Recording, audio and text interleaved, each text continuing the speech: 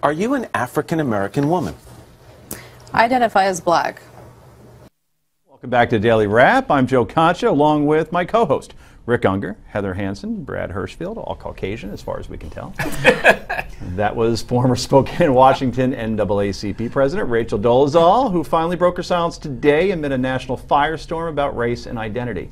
She's come under sharp criticism after it was revealed by her white parents that she's been lying about her race. But Dolezal told the Today Show she hasn't been trying to deceive anyone and responded to social media comments that she darkens her skin. This is not some free birth of a nation mockery blackface performance. This is on a very real, connected level. How I've actually had to go there with the experience, not just a visible representation, but with the experience. Dolezal said she began identifying herself as black at a young age. I would say about 5 years old. You began identifying yourself as African American? I was drawing self-portraits with the brown crayon instead of the peach crayon, and the black, black curly hair, and yeah, that was how I was portraying myself.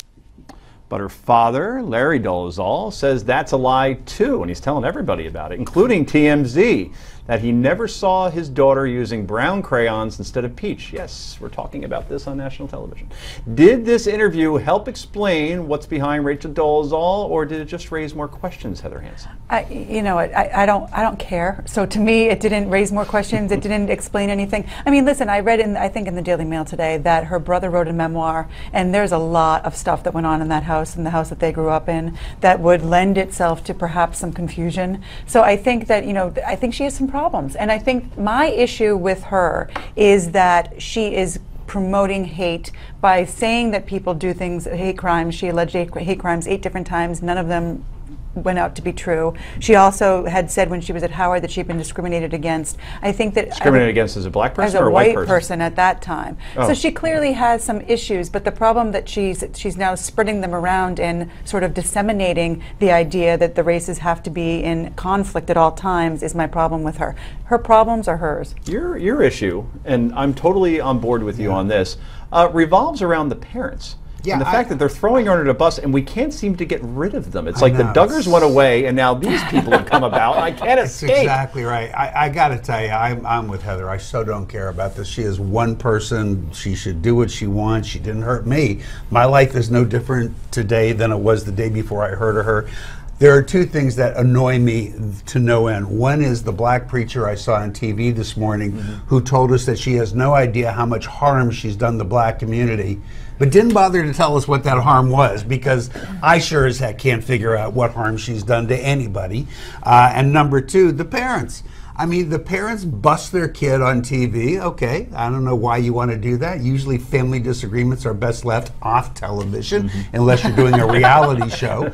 And then after she actually resigns and she's been upended and you would think that they'd accomplished what they set out to do, they go on Megyn Kelly last night after it was all done. So, folks, you've had your 15 minutes. You're not entitled to any of it. We don't care about you. You're just a laughing point for most of America. Do yourself a favor and go away. Before you respond, let me get Brad in real quick. I was all happy with myself before the show, and I shared it with you 5 seconds beforehand. I said they could have a reality show and call it "White is the New Black." then Rick broke it to me that somebody said that on Twitter already. It's okay. They haven't produced the show, and I might watch it, though I basically agree with the 2 of you. Let's get above this one story. Something is going on that's interesting to me. The same people who last week were supporting transsexual Caitlyn Jenner are often the people who are most angry at transracial Rachel Dolezal. And the story in that, I think, is that actually in both cases, because it's completely inconsistent, it's a race to see who can be the biggest victim. And it turns out if gender identity can be made fluid, and racial identity can be made absolutely fixed, you have the biggest category of people who can claim victimization. And the real story, I think, here is that people will be inconsistent if what they're really motivated by is not liberating transsexuals or worried about racial issues, many of which she cooked up professionally for years, but actually trying to figure out how to wear the biggest mantle of victimhood to accomplish whatever it is they want. And that's a larger problem for all of us. By the way, just to be fair to you, the actual joke that I heard yesterday, because she apparently treats her skin in a way that makes it kind of orange a la John Boehner, the joke was that she was, in fact, the orange is the new black. Ah, okay. That's good, too. So white is the new black. It's still available to you. Still available. Interesting.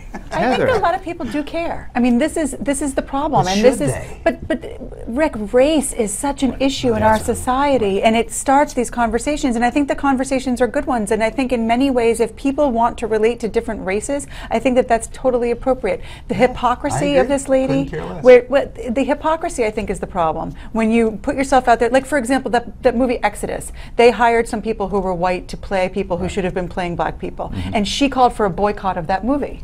And yet here she is doing exactly what that Except is. you're right, but there are hypocrites all around us all day long, and none of them are on television. They're also And not she usually- shouldn't be either. Because we usually know the how president. sensitive race is. I think Heather's completely right. And what happens is when you can't talk about important issues smart, you talk about them stupid. And this, not us, her, is talking about them stupid. And except that they say she was a very effective president of the NAACP. So, and she's It means her heart's in the well-educated. right place, her brain well, isn't. she also, but her brain did a good job for them. What's the end game? I want to know. She goes does away. Does The she go parents away? go away.